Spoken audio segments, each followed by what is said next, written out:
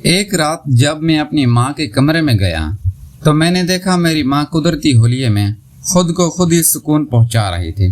میں تو اچانک کوئی بات کرنے گیا تھا، لیکن جب میری ماں کی نظر مجھ پر پڑی تو وہ اپنا آپ درست کرنے لگی۔ پھر میں نے کہا، امی آپ پریشان نہ ہو، مجھے پتا ہے میرا ابو اس دنیا سے چلے گئے ہیں، اسی لیے یہ آپ کا حق ہے، اگر آپ کہیں تو میں اس میں آپ کی مدد کر سکتا ہوں۔ پھر میری ماں نے کہا کہ عابد دل تو کر رہا ہے لیکن میں تمہاری مدد نہیں لے سکتی۔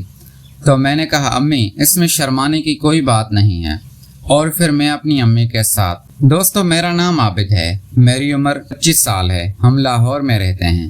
ہمارا گھر ایک بہت بڑی حویلی نما تھا، کیونکہ میرے ابا بہت بڑے رئیس تھے، لیکن اب وہ اس دنیا میں نہیں تھے۔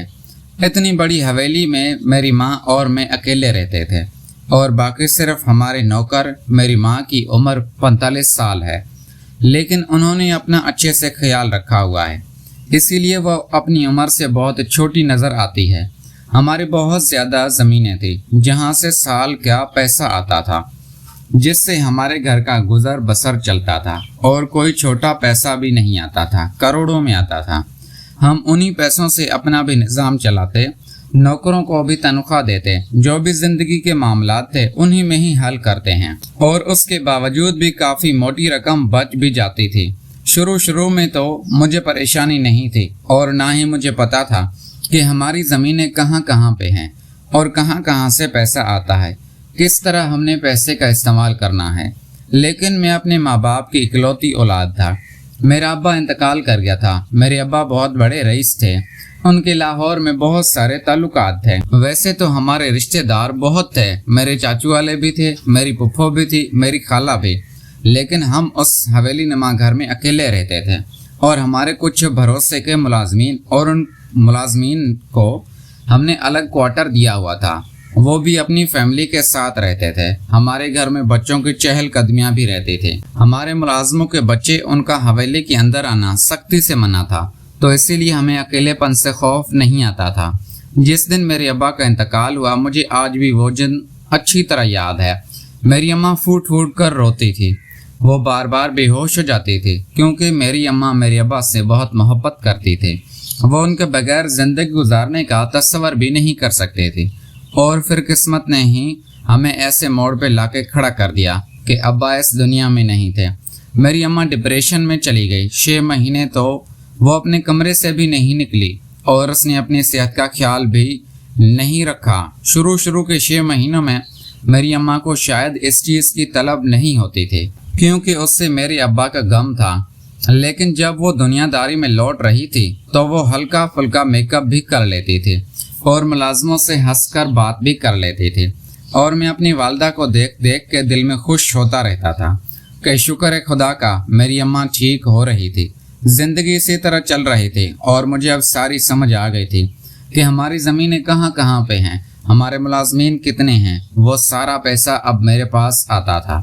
میں گھر کی ذمہ داریوں میں بہت مصروف ہو گیا، تو میں نے اپنی والدہ پہ دھیان دینا ہی چھوڑ دیا۔ حالانکہ مجھے یہ سوچنا چاہیے تھا کہ میری اماں ابھی جوان ہے، خوبصورت ہے، میرا ابا اگر اس دنیا سے چلا گیا ہے تو میں اپنی والدہ سے پوچھوں کیا وہ دوسری شادی کرنا چاہتی ہے، لیکن گھر کی ذمہ داریوں میں میرے ذہن سے نکل گیا۔ رات کا کھانا میں اور میری ماں اکثر ساتھ کھاتے تھے، اور کچھ دیر بیٹھ کے باتیں بھی کر لیتے تھے، اور جب میری ماں مجھ سے باتیں کرتی تھی تو مجھے یہ محسوس ہوتا تھا کہ شاید وہ بھی دن بھر بور ہو رہی ہے، اسی لیے ان کا دل کر رہا ہے میرے ساتھ بات کرنے کو، تو میں بھی انہیں منع نہیں کرتا تھا، میں بھی ان کے ہاں میں ہاں ملاتا رہتا تھا، اور اس طرح رات 1 بجے تک ہم دونوں ماں بیٹا باتیں کرتے رہتے تھے۔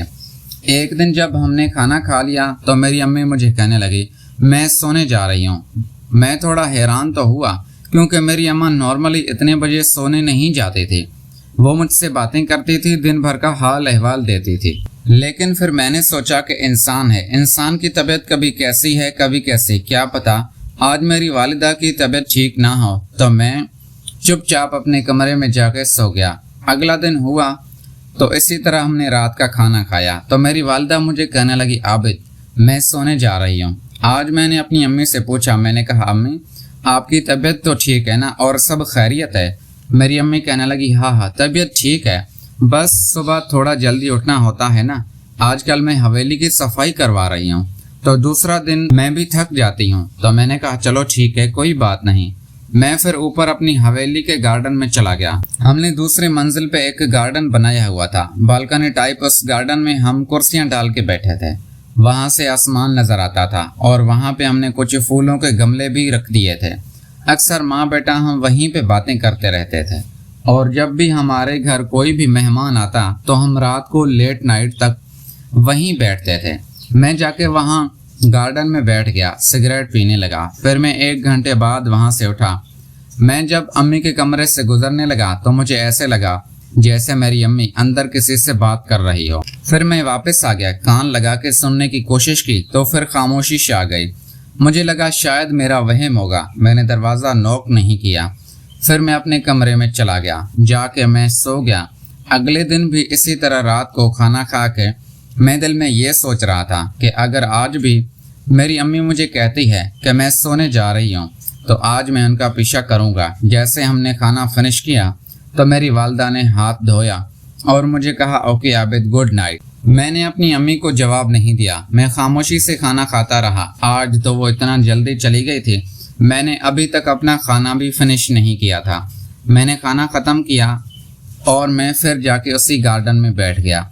अब मैं इंतज़ार कर रहा था कि 1 घंटे बाद जाके अम्मी के कमरे में देखूंगा वो सो रही है या कुछ और कर रही है। मैं गार्डन में बैठा तो मैंने अपनी जेब से मोबाइल निकाला। हमारी कुछ ज़मीनें थी देहात में जहाँ पे हमने चावल की फसल लगाई थी। वहाँ पे हमारा एक मुलाजिम था, वो सारा काम संभालता था। तो मैंने सोचा कि मुमताज़ साहब को फ़ोन करके पूछ लेता हूँ कि चावल कब तक सेल हो रहे हैं, कब वो पैसे आ रहे हैं, क्योंकि मुझे एक जगह पैसे देने थे। मैंने 2 करोड़ रुपए की अपनी न्यू पराडो ली थी तो उसके कुछ पैसे रुक गए थे। शोरूम वाला हमारे जानने वाला था तो उसने भी ज़्यादा जोर नहीं दिया। मैं उसे 1 करोड़ 20 लाख तो दे चुका था। फिर मैंने मुमताज़ साहब को फ़ोन किया। दुआ सलाम करने के बाद मैंने पूछा, सुना हमारी खेती कैसी चल रही है? वो मुझे कहने लगा, आबिद साहब बहुत अच्छी फसल हुई है, बस कटाई चालू है, कुछ दिनों में ही हम सेल कर देंगे और फिर मैं आपको बताता हूँ। तो मैंने उससे कहा कि ठीक है, जल्दी सेल करो और पैसे मेरे अकाउंट में जमा कराओ, मेरे काम आते हैं। वो कहने लगा ठीक है, और फिर मैंने उसका फ़ोन बंद किया तो मैंने अपने एक दोस्त को फ़ोन किया। जब इंसान के पास इतना पैसा आता है तो कुछ वो बुरे शौक भी पाल लेता है। उनमें से एक बुरा शौक मुझे भी था, लड़कियों का। लेकिन ऐसा नहीं था कि मैं बाजार लड़कियों से ताल्लुकात रखता। मैं कोई ऐसी लड़की ढूंढ लेता था और मैं उससे ऐसे ही रखता था और उसके घर का सारा खर्चा उठाता था, उनकी मदद करता था और वो मेरे बदले में मेरी ज़रूरत का ख्याल रखती थी। 5-6 महीने बाद मैं चेंज करता रहता था।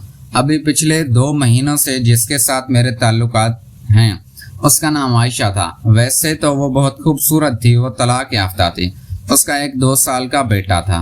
वो मेरे पास आई थी अपने शोहर की फरियाद लेके। उसका शोहर नशा करता था, उस पर तशद्दुद करता था, तो मैंने आयशा की तलाक लेके उससे अपने लिए रख लिया था। मैंने फिर आयशा को फ़ोन किया। मैंने कहा कल तुम तैयार रहना, मैं रात तुम्हारे पास आऊँगा, क्योंकि आज रात मेरा दिल चाह रहा था।